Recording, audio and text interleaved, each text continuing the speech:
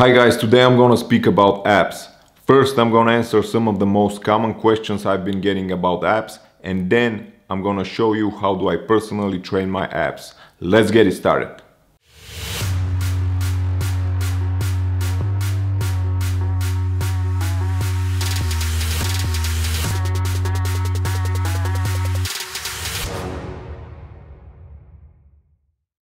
So before we start with the exercises or anything like that, let's take a look at the abdominal muscles anatomy first. The abdominal muscles consist of rectus abdominis muscle, or the so-called six-pack, and the external abdominal oblique muscles, which we call the obliques.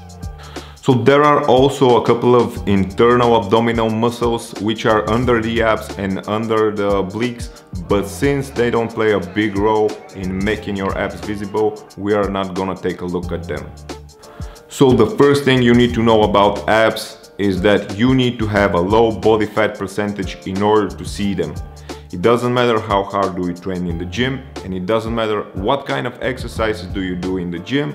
If you have a high body fat percentage, you won't be able to see your abs. So I suggest that your body fat percentage should be below 12% or less in order to see your abs. And the way you get your body fat percentage down is through cardio and diet. So you need to get your diet on point. This is the most important thing about making your abs visible. So the second common question I've been asked through the years about abs is that people were asking me, can you change the shape of your abs? Because some people have symmetrical abs and some people's abs are asymmetrical and uneven. And the answer to that question is no, you can't change the shape of your abs because the shape of your abs is 100% genetics. Another question I've been getting recently is about these EMS devices, electric muscle stimulation devices, and do they work for abs? And the answer to that question is that these devices are actually pretty good if you had a surgery and if your leg is immobilized and if there's no other way to get your muscle stimulated. And they are actually pretty good for recovery. I have one at home and I use it after surgery or after injury, and if I can't move my leg or something like that. But for the abs, they don't do anything more than just tone your muscles, so don't depend on them. They won't do anything to your abdominal muscles and they won't help you to make your abs visible. So another question I've been getting from people that already have a low body fat percentage, but they just want to make their abs pop and they want to make their abs grow and they want to make them thicker. They ask me, is that possible? And the answer is yes, this is possible.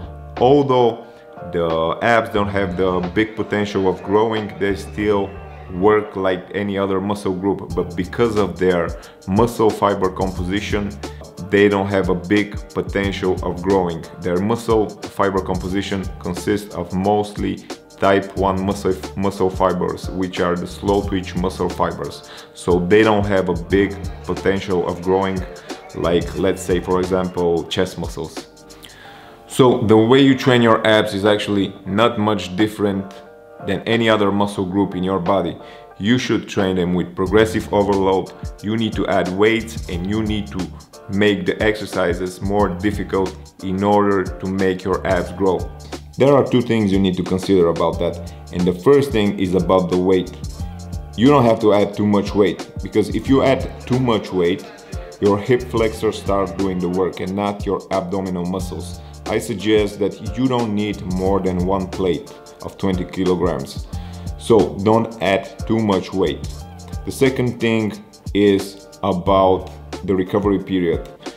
A lot of people train the abs every day, and I don't think this is a good option because as every other muscle, they still need a time to recover. Although you can train them a bit more often than the other muscles, they still need a time to recover. So the best option for me is to train them every other day.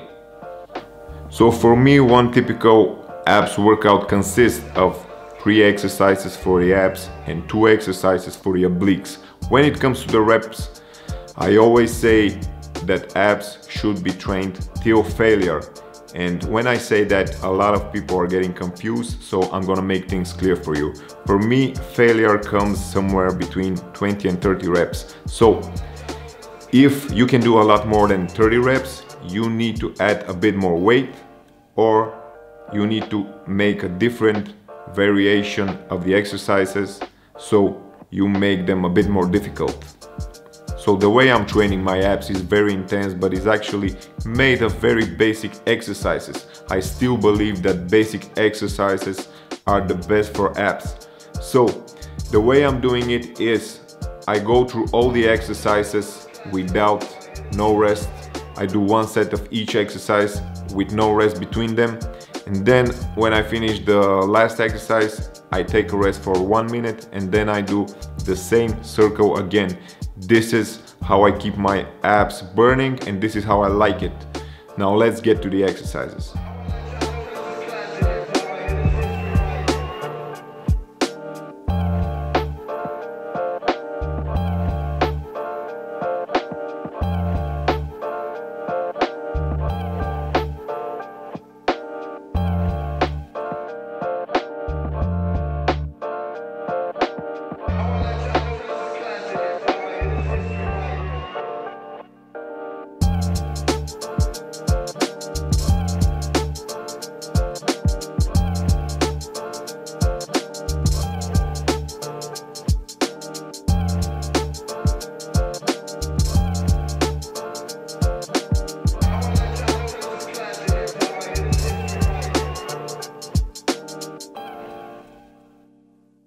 Hey guys, I hope this was helpful for you, and if you like this video, please subscribe to my channel and turn on the post notifications.